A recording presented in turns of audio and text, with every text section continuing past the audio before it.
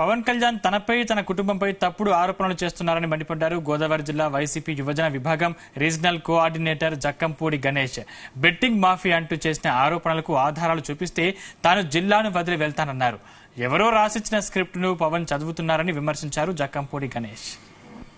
యాత్రలో భాగంగా జనసేన అధ్యక్షులు పవన్ కళ్యాణ్ గారు, బీజేపీ నాయకులు, తెలుగుదేశం పార్టీ నాయకులు మాట్లాడినటువంటి అనుచిత వ్యాఖ్యల మీద స్పందించడం కోసం ఈ రోజున ప్రెస్ మీట్ని ఏర్పాటు చేయడం జరిగింది. మీరు పిలిస్తే ఎంతోమంది అభిమానులు పెరిగెట్టుకుంటూ వస్తారు.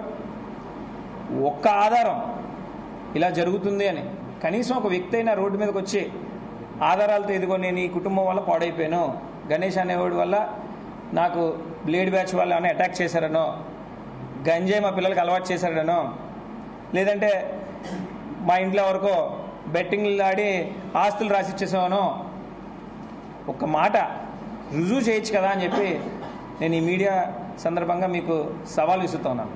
నిజంగా కనుక మీరు ఈ మూడిట్లో ఏదో ఒక్కటి రుజువు చేసినా ఈ గడ్డ మీద నేను అనేటటువంటి వాడిని ఉండను. ఇంకా జక్కంపూడి గణేష్ అనేటటువంటి వాడు ఈ రాజానగరంలోనో రాజమండ్రిలోనో కాదు, మొత్తం తూర్పుగోదావరి జిల్లాని వదిలేసి వెళ్ళిపోతాను.